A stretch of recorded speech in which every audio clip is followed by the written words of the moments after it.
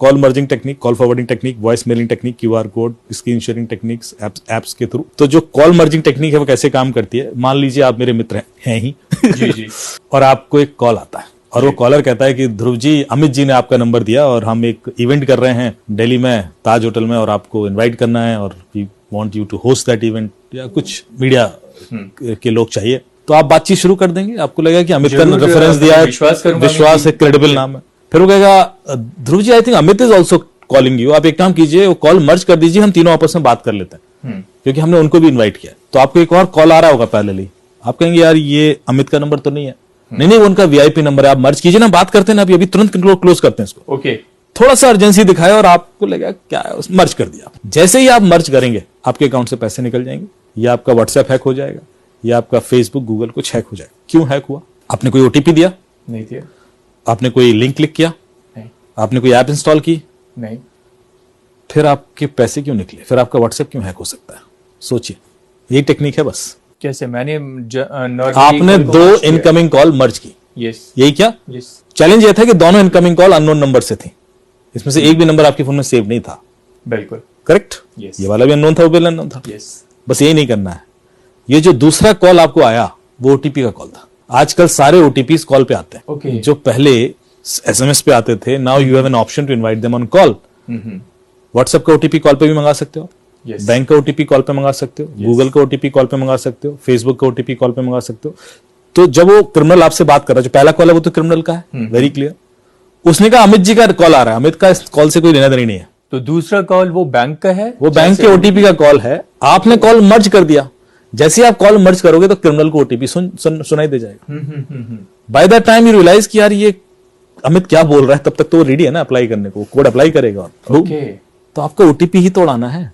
बिल्कुल। उसके बाद लगता है कि आपने ओटीपी बताया नहीं, फिर भी आपके अकाउंट से पैसे निकल गए। तो एक और चीज मैं हमेशा बोलता हूं अपने अवेयरनेस सेशन में, कि जितने भी आपने poster banner cyber safety awareness के देखे होंगे, उसमें लिखा होता है अपना ओटीपी मत दीजिए, ओटीपी मत दीजिए। आज सुबह से सुने जा रहा हूं मैं। बिल्कुल सर, रेडियो पे भी ये चिल्लाते रहते हैं। एक्चुअली कोई कभी ओटीपी देता ही नहीं है। अभी आप कितने भी केसेस देख लीजिए, कभी ऐसा हुआ कि आपसे कहा हुआ कि ध्रुव जी अपना ओटीपी बताइए, हाँ लीजिए ना, ये लिख लीजिए। अच्छा वो अपना पासवर्ड भी तो बता दीजिए, हाँ पासवर्ड भी लिख लीजिए। ऐसा होता है क्या कभी? नॉर्मली क्या अपना पासवर्ड मत दीजिए, ओटीपी कोई नहीं देता। 99.99% लोग नहीं देते। बहुत ही रेयर होगा जो शायद दे भी दे। ओटीपी एक तरीके से निकाला जाता है, एक कहानी होती है उसके पीछे, और वो कहानी जब तक लोगों को पता नहीं होगी, और वो कहानी सुनना चाहूंगा सर। वो तो निकलता रहेगा। जी बताइए। तो एक बड़ी इंटरेस्टिंग और ओटीपी निकालने की कहानी बताता हूं। मेरे एक मित्र हैं, वो यूएस से आए हुए थे, यूएस में ही कंपनी में काम करते हैं। लखनऊ में थे, अपनी माता जी को थोड़ा सा तीर्थाटन करा रहे थे, घुमा रहे थे। तो शायद उस दिन उनको दिल्ली आना था, बनारस से लखनऊ आए होंगे और लखनऊ से दिल्ली आ रहे थे। तो फ्लाइट उसमें थे, एयरपोर्ट पर थे। तो उनकी माता जी थोड़े से थकान फील कर रही थी, और फिर उसके बाद दिल्ली से शायद वापस यूएस का कोई फ्लाइट था उनका। तो उन्होंने सोचा कि दिल्ली जब लैंड करेंगे उसके बाद जो उनका ड्यूरेशन है अगली फ्लाइट का, वो 6-7-8 घंटे का है, तो उस दौरान एयरपोर्ट के पास कोई होटल ले लेते हैं, वहां रेस्ट कर लेंगे। तो वो गूगल पे उन्होंने सर्च किया दिल्ली एयरपोर्ट के आसपास कोई होटल, तो उनको एक नंबर मिल गया लेमन ट्री का। अच्छा। तो उन्होंने तुरंत कॉल लगा दिया, तो आप लेमन ट्री से बोल रहे हैं? हाँ जी लेमन ट्री से बोल रहे हैं। वो एक अभी मैं लैंड करने वाला हूँ 2 घंटे बाद, तो आप एक रूम बुक कर दीजिए, जैसे आप कर देंगे। क्या चार्जेस? बताए इतने चार्जेस। बोले यार हमें तो 4 घंटे के लिए चाहिए, आप थोड़ा सा कंसेशन दे दीजिए। बोले सर वो तो अप्रूवल लेना पड़ेगा और ऐसा वैसा, प्लीज प्लीज प्लीज। फिर थोड़ा ड्रामा किया उसने, हाँ साहब अप्रूवल ले लिया हमने, 1800 रुपये में आपको 4 घंटे के लिए दे देंगे। वेरी गुड यार, मतलब हाँ, मतलब एक अच्छा होटल आपको 4 घंटे की थोड़ा डिस्काउंट दे दिया उसने। तो बोला ठीक है सर आप कर दीजिए बुक। तो बोले आप पेमेंट कर दीजिए। तो बोले आप अपना कार्ड डिटेल दीजिए। कार्ड डिटेल में कैसे दे दूं? बोले अरे मैं आपसे ओटीपी थोड़ी ना मांग रहा हूं, मैं आपसे कार्ड डिटेल मांग रहा हूं, ओटीपी मत बताना। हाँ पॉइंट है। उसने कार्ड डिटेल दे दिए, उसने कार्ड डिटेल भरे। उसने कहा सर वो 1600 रुपए का मैंने ओटीपी भेजा है, आप देख लीजिए ओटीपी आया होगा। तो उन्होंने देखा 1600 रुपए का ओटीपी आया था। उन्होंने कहा ये लीजिए। उसने ओटीपी डाला, 1600 रुपए चले गए। अब वो बंदा बोला ठीक है मुझे बुकिंग नंबर दे दीजिए। बोले सर वो पेमेंट रिफ्लेक्ट नहीं कर रहा है आप। ओके। कर ऐसे कैसे हो सकता है? हमारे 1600 रुपए कट गए, हमारे अकाउंट से निकल गया, एसएमएस आ गया। बोले पता नहीं सर यहाँ रिफ्लेक्ट नहीं कर रहा है, हमारे अकाउंट में आया नहीं अभी तक। तो थोड़ा बहस होने लगी, यार मैं तो निकल गया और मैं तो ऐसा है, इतने में वो बोर्डिंग अनाउंस हो रही है कि फ्लाइट का, क्योंकि वो टाइमिंग ऐसा है। तो उनको लग रहा है यार क्लोज हो जाए मैटर तो पहुंचू वहां पे तो क्लियरिटी हो जाए, वरना फिर वही ड्रामा।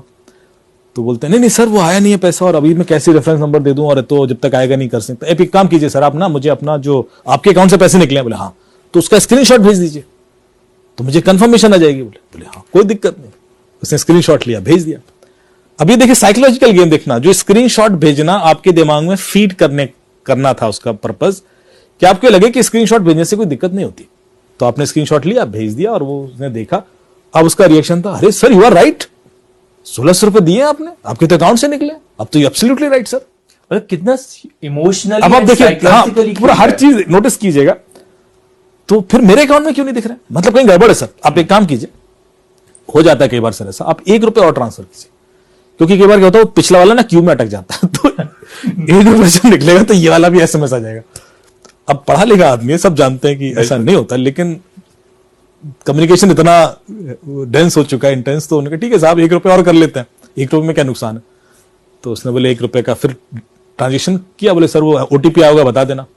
तो इन्होंने देखा तो वो ओटीपी 16,000 रुपए का था। बोले यार ये ओटीपी तो 16,000 का है।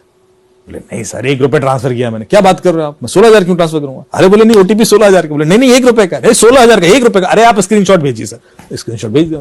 फिर दोबारा आप समझे नहीं बात को। पहली बार जब स्क्रीनशॉट भेजा था तो उसमें ओटीपी नहीं था, अब जो स्क्रीनशॉट भेज रहे उसमें तो ओटीपी है। आपसे सीधे सीधे ओटीपी नहीं मांगा, आपसे घुमा से स्क्रीनशॉट निकलवा लिया। बात तो वही है ना।